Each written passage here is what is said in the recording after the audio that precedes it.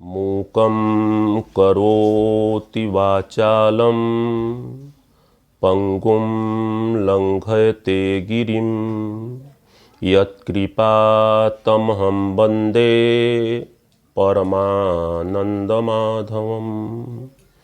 रामाय रामभद्राय रामचन्द्राय वेधसे रघुनाथाय नाथाय सीताया पतये नमः। मेरे प्यारे मित्रों, मेरे YouTube चैनल भक्ति गंगा में आपका स्वागत है। आज हम राक्षस गुरु शुक्राचार्य की पुत्री देवयानी के विषय में विस्तार से चर्चा करेंगे। देवगुरु बृहस्पति का पुत्र कच्छ शुक्राचार्य जी के पास मृत संजीवनी विद्या सीखने आया।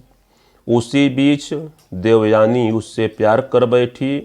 प्यार एक तरफा था, क्योंकि देवताओं ने कच्छ को अपना माध्यम बनाकर भेजा था कि यदि कच्छ मृत संजीवनी विद्या सीख लेगा तो हम लोग भी अगर युद्ध में राक्षसों से पराजित होते हैं तो मृत संजीवनी विद्या के द्वारा हम लोग भी जीवित हो जाएंगे। जब कच्छ ने देवयानी का प्रेम प्रस्ताव अस्वीकृत कर दिया तो देवयानी ने उसे शाप दे दिया कि तुम्हारी सारी विद्या, अभी तक तुमने जितनी भी विद्या सीखी है, आज तुम्हारी पूरी विद्या निष्फल हो जाए। इस पर कच्छ ने भी श्राप दिया कि कोई ऋषि पुत्र, कोई ब्राह्मण पुत्र तुम्हारा वर्ण नहीं करेगा, तुमसे विवाह नहीं करेगा। एक दिन दानवराज वृषपर्वा की पुत्री शर्मिष्ठा और गुरु पुत्री देवयानी नदी में स्नान करने अपनी सहेलियों के साथ गई थी। भूलवश देवयानी ने शर्मिष्ठा का कपड़ा पहन लिया। शर्मिष्ठा ने गुरु पुत्री को काफ़ी क्रुद्ध होकर के बहुत ही भला बुरा कहा और अपनी सहेलियों के साथ मिलकर के उसे एक कुएं में गिरा दिया और वो अपने महल में चली गई। उसी समय महाराज ययाति वहाँ से गुजर रहे थे। उन्होंने देवयानी को कुएं से बाहर निकाला और दोनों में प्रेम हो गया। जब देवयानी ने अपने पिता शुक्राचार्य को सारी बातें बताई तो शुक्राचार्य जी क्रोधित होकर राज्य छोड़कर जाने लगे। दैत्यराज वृषपर्वा को यह डर सताने लगा कि अगर शुक्राचार्य जी राज्य छोड़ करके चले गए तब देवताओं से मुझे मेरी रक्षा कौन करेगा। वह दौड़ करके गुरु के चरणों में गिर करके माफ़ी मांगने लगे। शुक्राचार्य जी ने कहा, देखो भाई, मैं तुमसे नाराज नहीं हूँ, लेकिन तुम्हें मेरी पुत्री को मनाना होगा।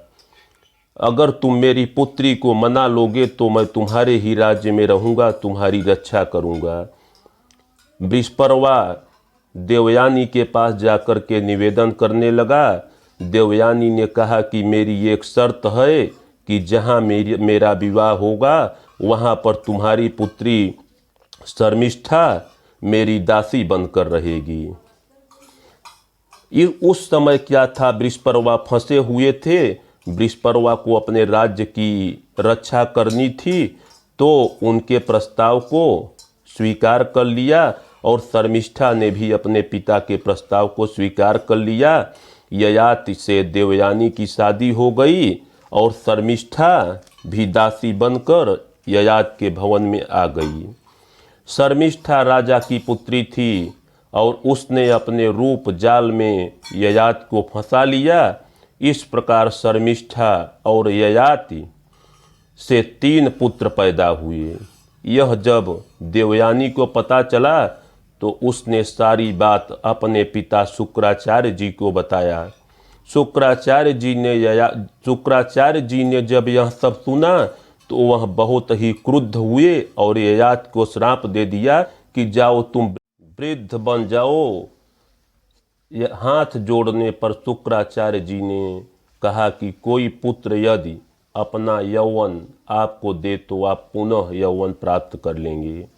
2 पत्नियों से 6 पुत्र होने पर भी कोई भी अपना यौवन देने के लिए ययाति को तैयार नहीं हुआ, लेकिन जो सबसे छोटा पुत्र था उनका पुरु, सबसे उसने अपना यौवन ययाति को दे दिया।